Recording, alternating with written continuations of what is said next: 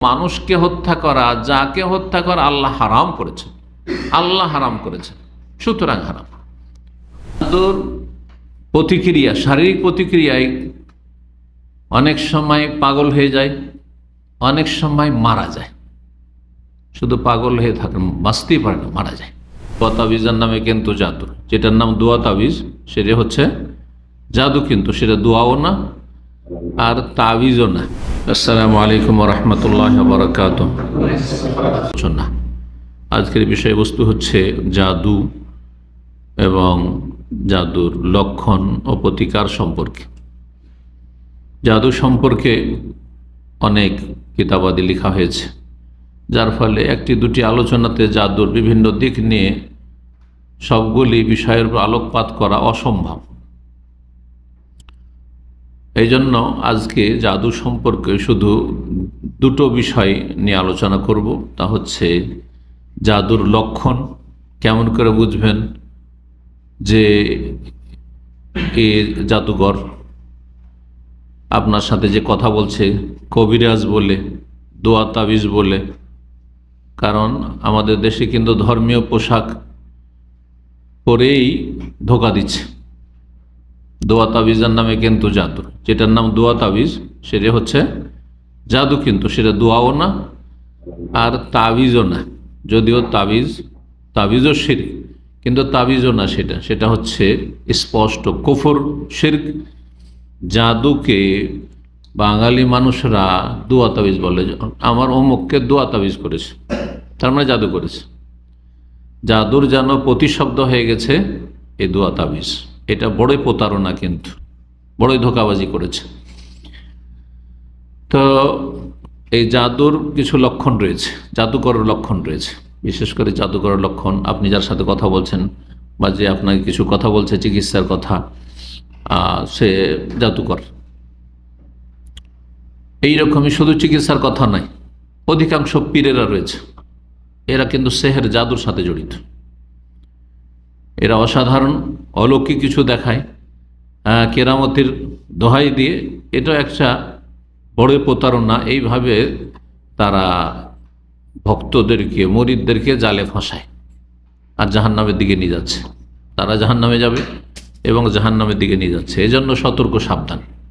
জি, পীর নামের বেদাতি যত রকমের হোক না কেন, কোনো ভাগ নেই এখানে। হক্কানি পীর আর ভণ্ড পীরের ভাগ, এটাও মন গড়া ভাগ।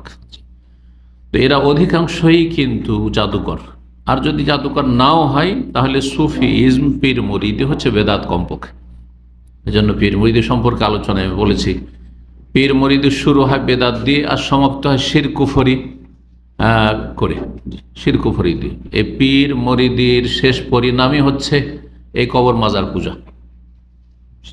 পীর ছাড়া, সুফি ছাড়া এমন কোন সত্যি আল্লাহর নেক বান্দা আর তাদের কবর পাকা করে পূজা হচ্ছে, এটা খুবই কম। অধিকাংশ যে সব পাকা কবর রয়েছে আর সেসব সম্পর্কে অতিভক্তি দেখানো হচ্ছে, বরং শিরক কুফরি করা হচ্ছে, আল্লাহ ছাড়া অন্যকে সেজদা করা হচ্ছে, সেগুলি সবগুলি প্রায় সুফি। ইল্লা মাশাআল্লাহ কিছু ব্যতিক্রম, ভালো মানুষদের যুগের আবর্তন বিবর্তনে তাদের কবরকে পাকা করে হয়তো পূজা হয়েছে কখনো কখনো, সেটা খুবই কম। যাই হোক, আসল বিষয় জাদুর লক্ষণ বা জাদুকরের লক্ষণ এবং জাদু থেকে আত্মরক্ষার উপায়। জাদুতে আক্রান্ত হওয়ার আগেই আপনাকে আমাকে প্রতিরক্ষার ব্যবস্থা করতে হবে। এই বিষয়টি বিশেষ করে আজকে আলোচনা করব, কারণ ওতে দুটো দিক রয়েছে। একটা হচ্ছে অগ্রিম প্রতিরক্ষার ব্যবস্থা করা, যাতে জাদুতে আমি আক্রান্ত না হই। এটা বেশি গুরুত্বপূর্ণ। জাদুতে আক্রান্ত হওয়ার পরে, জাদুগ্রস্ত হওয়ার পরে, তারপরে তার চিকিৎসার চাইতে। কারণ জাদুগ্রস্ত হওয়ার পরে চিকিৎসা বড়ই জটিল, আর সে আলোচনা একটা লম্বা আলোচনা রয়েছে। সুতরাং দ্বিতীয় যে বিষয়টি জাদুর চিকিৎসা, সেটা হয়তো আজকে আমরা সেখানে পৌঁছিতে পারবো না, কারণ আজকাল এসা পরে সময় খুব আমাদের কাছে অল্প থাকছে। জাদু সম্পর্কে কোরআনে কারিমে বিভিন্ন জায়গায় বিভিন্নভাবে আয়াত এসেছে।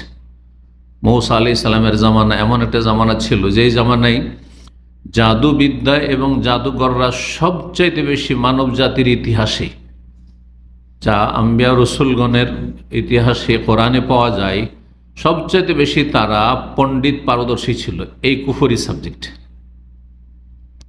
মুসা আলাইহিস সালাম আমল হচ্ছে ফেরাউনের জামানা, তো এই জন্য ফেরাউন মুসা আলাইহিস সালামকে যে পরাজিত করতে চেয়েছিল, হারাতে চেয়েছিল, তা হচ্ছে জাদুর মাধ্যমে। জাদুঘরদের নিয়ে এসে মোকাবেলা, কম্পিটিশন, প্রতিযোগিতা করিয়েছিল। কিন্তু আল্লাহ রাব্বুল আলামিনের মুজিজার সামনে কি আর জাদু টিকতে পারে?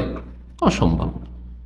কিন্তু ফেরাউন হতভাগা, সে মনে করেছিল যে মুসা আলাইহিস সালামের জাদুকে আমার জাদুকররা কি করে দেবে? হারিয়ে দেবে।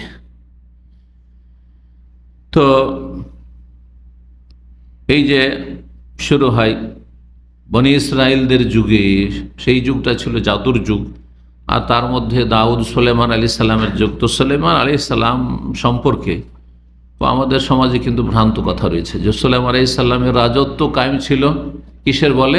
জাদুর বলে, বা একটা আংটির বলে, সেটাও জাদু। আর এই জন্য অনেকে ধোকা দেয়, আর ধোকা দিয়ে আংটি বিক্রি করে দামি দামি। হ্যাঁ, অনেক মূল্য দিয়ে আংটি কিনে, যে আংটিতে আমার অনেক কিছু কি হবে? উপকার হবে। এগুলিও শিরকি আকীদা, সমস্ত শিরকি কুফরি আকীদা। ইসলাম সম্পর্কে জ্ঞান না থাকার কারণে, তাওহীদ সম্পর্কে জ্ঞান না থাকার কারণে অধিকাংশ মুসলিমরা বিভিন্ন রকমের শিরক কুফরিতে জড়িয়ে আছে।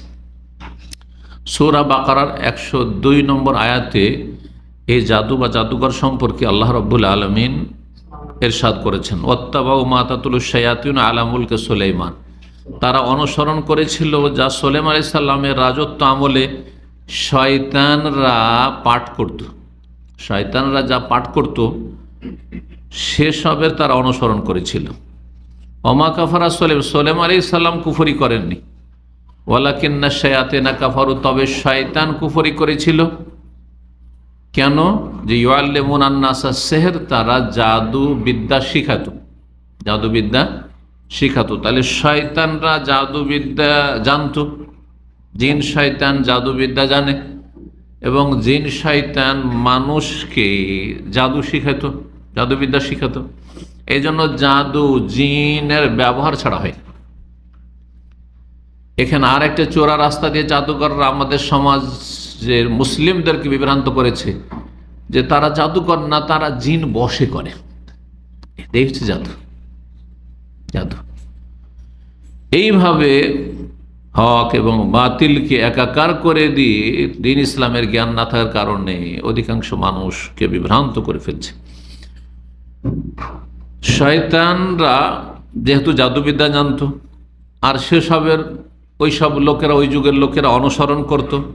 আল্লাহ বলছেন যে সুলাইমান আলাইহিস সালাম না জাদুবিদ্যা চর্চা করতেন, না তিনি জাদুবিদ্যায় বিশ্বাসী ছিলেন, সুতরাং সুলাইমান আলাইহিস সালাম কাফের নন, কুফরি করেননি। ওয়ালাকিন্না শায়াতিনা কাফার, তবে শয়তানরা কাফের। কেন শয়তানরা কাফের? ওর কারণ সম্পর্কে আল্লাহ বলছে ইউআল্লিমুনা আন-নাসা সিহর, যেহেতু শয়তানরা মানুষকে কি করত? সেহের, জাদু শিখাত, জাদু শিখাত। এখান থেকে স্পষ্ট বোঝা যায় জাদুবিদ্যা হচ্ছে কুফরি বিদ্যা।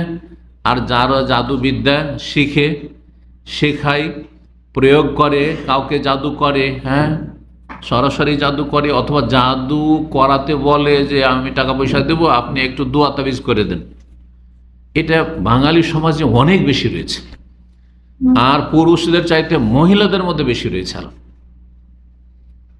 স্ত্রী স্বামীকে পর্যন্ত জাদু করে এই দোয়া তাবিজের নামে। যদি একটু সন্দেহ হয় যে আমাকে ভালোবাসেন না, তো ভক্তি করেন না, বা আর একটা বিয়ে করো বলছে, চলে গেল ওই জাদুকরের কাছে, ও তার নাম হচ্ছে কিন্তু হুজুর। হুজুর দোয়া তাবিজ করে দিবে, কিন্তু হুজুর নাম হচ্ছে জাদুকর, সাহের। আর জাদুকর হচ্ছে কাফের, ইসলামের পোশাক পরে আছে। এগুলি আপনারা ভালো করে জানছেন। আর এখানে কত লোককে দেখলাম এই দীর্ঘ সময়, সুবহানাল্লাহ, জাদু করেছে কখনো স্ত্রীতে, কখনো শাশুড়িতে, এমন কি মা বাবা ছেলেকে জাদু করছে। কয়েক বছর আগের ঘটনা, বেশি দিনের হয় নাই। ছেলে স্বয়ং আমার সাথে যোগাযোগ করেছে, আমাকে আমার মা নিজে জাদু করেছে শুধু যাতে করে আমি এখানে বিয়ে না করি। এটা ভালো পরিবার, বিয়ে করতে চাই, দিনদার পরিবার, এখানে না বিয়ে করি সেজন্য। আর এমন জাদু করেছে সে পাগলের মতো হয়ে গেছে। জাদুর প্রতিক্রিয়া, শারীরিক প্রতিক্রিয়ায় অনেক সময় পাগল হয়ে যায়, অনেক সময় মারা যায়। শুধু পাগল হয়ে থাকে, বাঁচতেই পারে না, মারা যায়। জাদুতে মানুষদের জীবন শেষ হয়ে যায়, শারীরিক বিভিন্ন রোগে আক্রান্ত হয়ে যায়, মানসিক রোগে আক্রান্ত হয়ে যায়। বিভিন্ন রকমের জাদু রয়েছে। জাদুর মাধ্যমে যেমন প্রীতি ভালোবাসা সৃষ্টি করে এক শ্রেণী জাদু, তেমনি আর এক রকম জাদু এর বিপরীত রয়েছে, যার মাধ্যমে কি করে? শত্রুতা, বিদ্বেষ, বিচ্ছিন্নতা সৃষ্টি করে। সেই জাদুর কথাই এই আয়াতে আল্লাহ রাব্বুল আলামিন বর্ণনা করেছেন। ওয়ামা উনজিলা আলাল মালাকাইন বিবাবিল হারুত ওয়া মারুত ওয়া মা ইউআল্লিমান মিন আহাদিন হাত্তা ইয়াকুলা ইন্নামা নাহনু ফিতনাহ ফালা তাকফুর। হারুত মারুত এই দুই ফেরেশতাকে আল্লাহ রাব্বুল পরীক্ষার জন্য পাঠিয়েছিলেন। তারা শিখাতেন যে শিখো, ঠিক আছে শিখো, তোমাদের যে পরীক্ষা, কিন্তু ফালা তাকফুর, কুফরি করিও না, মানে জাদুর তোমরা প্রয়োগ করিও না, জাদুর প্রয়োগ করিও না।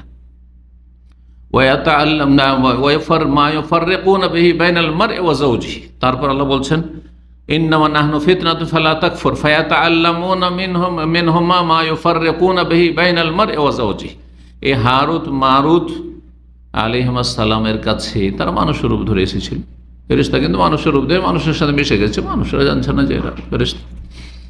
ফায়াতাআল্লামুনা মিনহুমা, তাদের থেকে লোকেরা ওই জামানার শিখত জাদু, এমন জাদু শিখত, মা ইউফাররিকুনা বিহি, যা দিয়ে তারা বিচ্ছিন্নতা সৃষ্টি করত, বাইনাল মারই ওয়া যাওজিহি, স্বামী স্ত্রীর মাঝে, স্বামী স্ত্রীর মাঝে মধুর সম্পর্ক। কল্পনা করতে পারে না যে এই রকম স্ত্রী থেকে আমি বিচ্ছিন্ন হতে পারি, জাদুতে বিচ্ছিন্ন করে দিল মুহূর্তের ভিতরে। আবার এর বিপরীত। আর এই জাদুগুলি ব্যাপক আকার ধারণ করে আছে আমাদের বাংলার সমাজে। সুতরাং এই জাদু সম্পর্কে আমাদের জানা অত্যন্ত জরুরি। জাদু হচ্ছে কুফরি বিদ্যা। সুতরাং এই বিদ্যা সম্পর্কে বিস্তারিত ইনশাআল্লাহ তাআলা জাদুর বিধান আগামী ইনশাআল্লাহ পর্বে আলোচনা করব, আজকে সে আলোচনা নাই। সুতরাং এখানে আমি আসল বিষয়ের দিকে ফিরে আসি। তবে আর একটি হাদিস শোনায় আপনাদেরকে। আবু হুরায়রা রাদিয়াল্লাহু তাআলা আনহু থেকে বর্ণিত, জাদু হচ্ছে এমন কাবিরা গুনাহ যা ঈমান ভঙ্গকারী। যখন কুফর, তাহলে এতে ঈমান ভঙ্গ হয়ে যায়। এজন্য জাদু, সেহের আর শিরক আর কুফরি, এতে কোনো পার্থক্য নেই। নবী সাল্লাল্লাহু আলাইহি ওয়াসাল্লাম 7টি ধ্বংসাত্মক গুনহার কথা বলেছেন। একটি হাদিসে সহিহ বুখারী মুসলিমে রয়েছে, সেই হাদিস আবু হুরায়রা রাদিয়াল্লাহু তাআলা বর্ণিত। তিনি বলছেন, ইজতানিবুস সাবআল মুবিকাত, তোমরা 7টি ধ্বংসাত্মক গুনাহ থেকে বেঁচে থাকো, 7টি ধ্বংসাত্মক গুনাহ থেকে বেঁচে থাকো। কালু ইয়া রাসূলুল্লাহ, সাহাবীরা বলেন হে আল্লাহর রাসূল, ওমা হুন্না, সেই 7টি ধ্বংসাত্মক গুনাহ কি? ধ্বংসাত্মক কোন দিক থেকে? যেই গুনাহগুলি মানুষের পরকালকে ধ্বংস করে দেবে, পরকালকে ধ্বংস করে দেবে। এক, যেই গুনাহগুলি মানুষের ঈমানকে ধ্বংস করে দেবে, মানুষের ইসলামকে ধ্বংস করে দেবে, মানুষের দিনদারি ধার্মিকতাকে ধ্বংস করে দেবে। তা দুনিয়ায় দিনদারি ধ্বংস, ধার্মিকতা ধ্বংস, আর যার ফলে পরকাল ধ্বংস, পরকালে জাহান্নামে যেতে হবে। সেটা স্থায়ী হোক অথবা অস্থায়ী হোক। কিছু কিছু ধ্বংসাত্মক গুনাহ রয়েছে যেগুলিতে স্থায়ী ভাবে ধ্বংস, তার মানে কোনোদিন জাহান্নাম থেকে উঠবে না, চিরস্থায়ী জাহান্নামী। আর কিছু কিছু ধ্বংসাত্মক গুনাহ আছে যেগুলিতে দীর্ঘকাল থাকতে হবে, হাজার হাজার কোটি কোটি বছর, আল্লাহ ভালো জানেন। আর সেই জন্যই সেগুলি ধ্বংসাত্মক গুনাহ। তাহলে ধ্বংসাত্মক গুনাহগুলি সবগুলি কাবিরা গুনাহ। 7টি ধ্বংসাত্মক গুনাহর কথা এই হাদিসে বর্ণনা করা হয়েছে। কাবিরা গুনাহর সংখ্যা 70-এর অধিক। এই 70-এর মধ্যে এই 7টি সবচেয়ে বড় গুনাহ, সবচেয়ে বড় গুনাহ। নবী সাল্লাল্লাহু আলাইহি ওয়াসাল্লাম বললেন উত্তরে, সাহাবীরা যখন জিজ্ঞেস করলেন যে সেই গুনাহগুলি কি 7টি ধ্বংসাত্মক গুনাহ, কাল আশিরকু বিল্লাহ, আল্লাহর সাথে শিরিক করা, আল্লাহ ছাড়া অন্যকে সিজদা করা। সুতরাং কেউ মাজারে সিজদা করছে, কেউ প্রতিমাকে সিজদা করছে। আমাদের সমাজের মুসলিম সমাজ যদি হিন্দু বা অন্য কোনো জাতি বিজাতি কাফের মূর্তিকে সেজদা করে অথবা কোনো মুসলিম গিয়ে মূর্তিকে সেজদা করে, তাহলে বলবে যে এটা শিরিক করলো। কিন্তু মাজারে সেজদা করলে না, না ওটা তো ধর্ম, ঠিক না? আর যদি এটা পরীক্ষা করতে হয় তো দেখেন আপনার গ্রামের আশেপাশে একটা মাজার আছে, আপনার এলাকাবাসী হ্যাঁ এক হয়ে যান, দেখেন এক হওয়া সম্ভব কিনা যে এই মাজারটাকে ভেঙে ফেলব। এটা অসম্ভব, এটা অসম্ভব। আর যদি এক হয়ে যান, হয়তো এলাকার কিছু লোক এক হয়ে গেলে মাশাআল্লাহ তৌহিদবাদী, তাহলে অন্য এলাকা থেকে এসে আপনাদের বিরুদ্ধে তাগুতের খেদমতে, শয়তানের খেদমতে জিহাদের ঘোষণা করবে। ইউকাতিলুনা ফি সাবিলিত তাগুত, শয়তানের পক্ষ হয়ে আপনাদের বিরুদ্ধে জিহাদের ঘোষণা করবে, সশস্ত্র লড়াইয়ের ঘোষণা করবে। জি, এত সহজ নয়। তাহলে দেখেন অপরাধ দুটোই একই রকম। সে আপনি দাঁড় করে পূজা করেন মূর্তির, অথবা শুয়ে দিয়ে পূজা করেন কবরের, দুটি অপরাধ। একটি করছে তখন তাকে বলছেন বিজাতি, মালাউন বলছেন, বাঙালিদের ভাষা মালাউন বলছেন, তাই না? আর আরেকটি নিজেরাই করছেন অথচ আপনি ওই রকমই মালাউন। মালাউন মানে অভিশপ্ত, ওই রকমই অভিশপ্ত। কাফের উপর আল্লাহ লানত, মুশরিকের উপর আল্লাহ লানত, স্থায়ী লানত, যতক্ষণ সে ফিরে না আসবে ইসলামের গণ্ডিতে। তো আশিরক বিল্লাহ, আল্লাহর সাথে শিরিক, সেটা আল্লাহর সাথে শিরিক হোক, নাস্তিকতা হোক, আল্লাহ নাই অথবা বহু আল্লাহ আছে, অথবা আল্লাহ বড় আর বাকি অনেক অলি আউলিয়া আছে। যেমন একজন রাষ্ট্রপতি, প্রধানমন্ত্রীর অনেক সংসদ সদস্য থাকে, মন্ত্রী থাকে, তাদের বিভিন্ন ডিপার্টমেন্ট ভাগ আছে। ওই রকমই খাজা বাবাকে কিছু ডিপার্টমেন্ট দেওয়া হয়েছে, শাহজালালকে কিছু দেওয়া হয়েছে, শাহপুরানকে কিছু দেওয়া হয়েছে, বায়েজিদ বোস্তামিকে কিছু দেওয়া হয়েছে, এইভাবে ভাগ করে দেওয়া হয়েছে। একই রকমের অপরাধ, কোনো পার্থক্য নেই, কোনো পার্থক্য নেই। আল্লাহর বিধানের কোনো একটি স্পষ্ট বিধানকে অস্বীকার করা, সেটা ওই রকমই। তাহলে শিরক বিল্লাহর মধ্যে আর শিরক বিল্লাহ, কুফর বিল্লাহ, আকিদার মুনাফিকি, বিশ্বাস নেই, বাহ্যিক ইসলাম কিন্তু অন্তরে আল্লাহ পরকালে বিশ্বাস নেই, বা ইসলামের বিধিবিধানে বিশ্বাস নেই, মুনাফিক। তাহলে বড় মুনাফিক, বড় কাফের, বড় মুশরিক। আর এর সাথে এর সমতুল্য অপরাধ, একই রকম অপরাধী হচ্ছে জাদুকর। এই জন্য 2 নম্বরে ধ্বংসাত্মক হচ্ছে ওয়াসসিহর, জাদু। কারণ জাদু করলে ইসলামের গণ্ডি থেকে বেরিয়ে যায়। যেমন আল্লাহ ছাড়া অন্যকে সেজদা করলে, আল্লাহ ছাড়া অন্যের কাছে ফরিয়াদ করলে, দোয়া করলে যে বাবা গো আমাকে ছেলে দাও, বাবা গো আমার রোগ ভালো করো, এ তো ইসলাম শেষ হয়ে যায়। যেমন আল্লাহ নেই বললে ইসলাম শেষ হয়ে যায়। একজন বলছে আল্লাহ নেই, আরেকজন বলছে বহু আল্লাহ আছে, বা আল্লাহর হক সেজদা দোয়া এটা অলি আউলিয়াকে দেওয়া যায়, একই রকমের অপরাধ। আরেকজন জাদুঘর, একই রকমের অপরাধী। ওয়াসসিহর, দ্বিতীয় ধ্বংসাত্মক গুনাহ। তৃতীয় ধ্বংসাত্মক গুনাহ কাতলুন নাফসিল্লাতী হারামাল্লাহু ইল্লা বিল হক, এমন কোন মানুষকে হত্যা করা যাকে হত্যা করা আল্লাহ হারাম করেছেন, আল্লাহ হারাম করেছেন, সুতরাং হারাম। যদি আল্লাহ হালাল করেন কোনো ক্ষেত্রে তখন হালাল। একজন বিবাহিত জেনা করেছে তখন হালাল, সেটা সরকারের জন্য, আপনার আমার জন্য নয়। যে বিবাহিত জেনা করেছে, গ্রামের লোক গণপিটুনিতে মেরে ফেলে। কেউ প্রেম করতে এসছে কারো মেয়ের সাথে, ধরো গ্রামবাসী ধরে গণপিটুনিতে মেরে ফেলে দাও, হারাম। এটা কবিরা গুনাহ, আপনারা খুনি। সে যদি জেনা করে সে জেনাকারী, আর আপনারা গ্রামবাসী আপনারা খুনি। আর খুনের গুনাহ জেনার চাইতে বড়। তো যেই ব্যক্তিকে বা যেই মানুষকে আল্লাহ খুন করা হারাম করেছেন তাকে খুন করা শিরক কুফরির পরে এবং সেহর জাদুর পরে, এগুলি ঈমান ভঙ্গকারী বিষয়, যাতে স্থায়ী জাহান্নামী, স্থায়ী মালাউন, অভিশপ্ত। আর তারপরে লানতের কাজ হচ্ছে কোন মানুষকে অন্যায়ভাবে হত্যা করা। কয়টি হলো? 3টি হলো। 4 নম্বর ওয়াকুলুর রিবা, সুদ খাওয়া। সুদ খাওয়া ধ্বংসাত্মক গুনাহ। সুদ খেলে পরকাল ধ্বংস হয়, পরিবার ধ্বংস হয়, ধন সম্পদ ধ্বংস হয়। সামনে হয়তো বাহ্যিক অনেক টাকা বেড়ে গেল, কিন্তু এই টাকা পয়সায় কোনো বরকত নাই। ইয়ামহাকুল্লাহু রিবা, আল্লাহ বলছেন সুদকে আল্লাহ নিশ্চিহ্ন করে দেন, সুদে কোনো বরকত থাকে না। এই জন্য সুদখোরদের জীবনে কোনো শান্তি নেই, কোনো শান্তি নেই। জালেমেরা মানুষের রক্ত চুষে।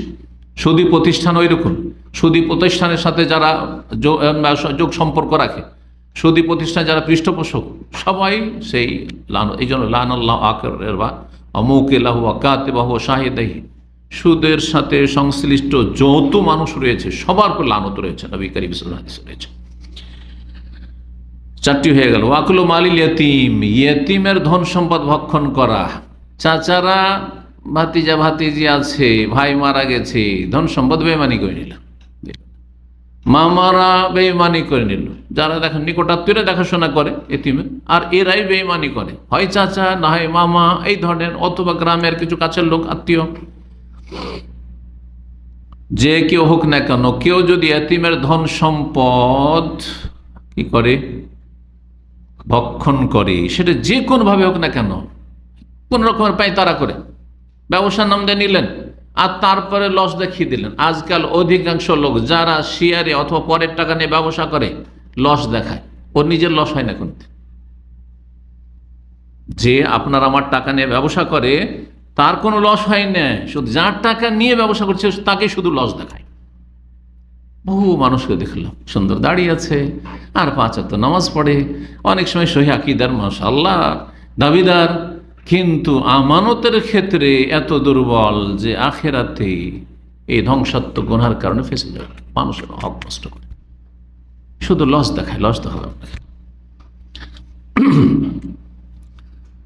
আর বিশেষ করে যদি এতিমের ধন সম্পদ, অসহায়, হ্যাঁ তার চোখ থেকেও নেই, সে বুঝে না যে আমার টাকা কি করছি আর কিভাবে কি করছি, সে জানে না, টাকা পয়সার নিয়ন্ত্রণ জানে না।